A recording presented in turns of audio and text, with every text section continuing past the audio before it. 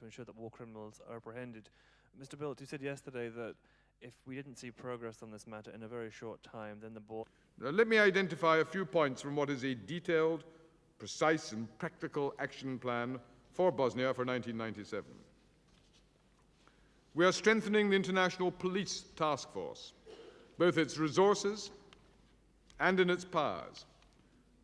I indicated yesterday the United Kingdom is providing up to 30 British police officers for the force. We have agreed that in 1997 the force will be able to conduct independent investigation of human rights abuses and require prompt and immediate action by the Bosnia authorities if local police officers are obstructing the IPTF's activities or otherwise abusing their position. In the past, of course, any alleged abuses by local police had to be investigated by the local police, and that did not give the confidence that is required.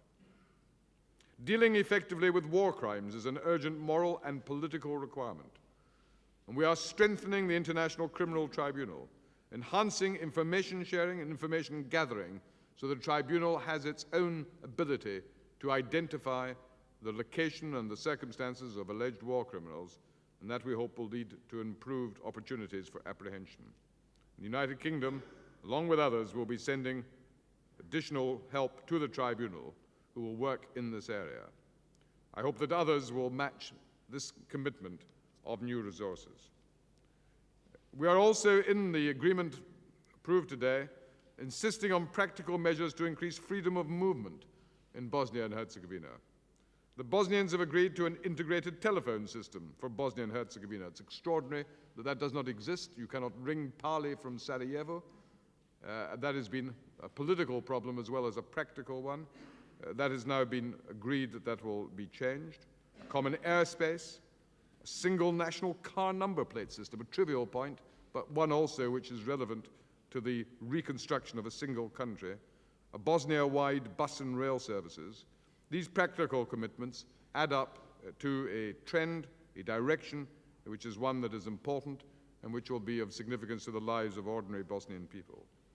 The international community has made it clear that reconstruction assistance in these areas is conditional upon the Bosnians following up on these commitments. We've agreed on a program of measures to encourage refugee return. You'll be aware that about 250,000 refugees have so far returned, but around 2 million have not.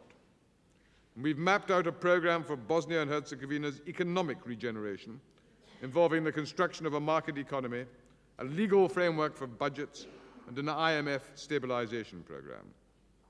And finally, there are commitments to strengthening a free and independent media in Bosnia and Herzegovina. There is widespread concern that was expressed during the conference at recent developments in the Federal Republic of Yugoslavia, and in particular, the closing down of independent media and other matters relating to the recent elections. These events did cut across the spirit of reconciliation and progress at this conference.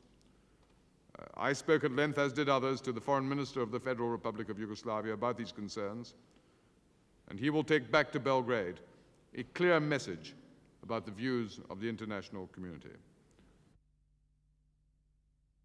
The foundation is there, but much remains to be done. And now a concrete action plan for the first year of the 2-year consolidation phase. At the end of that phase, we hope that there will be a self-sustaining peace process.